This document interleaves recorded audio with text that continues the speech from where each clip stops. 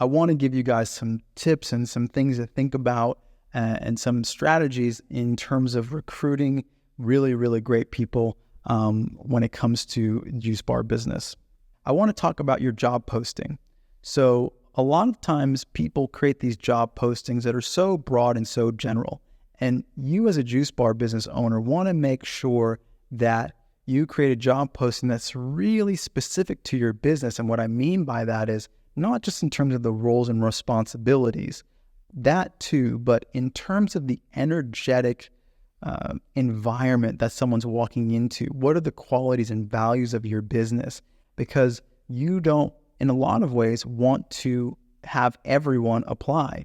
You actually want certain people not to be interested in working with you if they're not a cultural fit.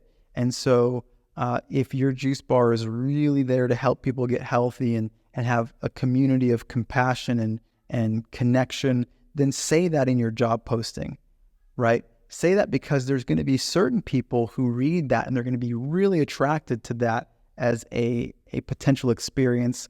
And those are the people that you want.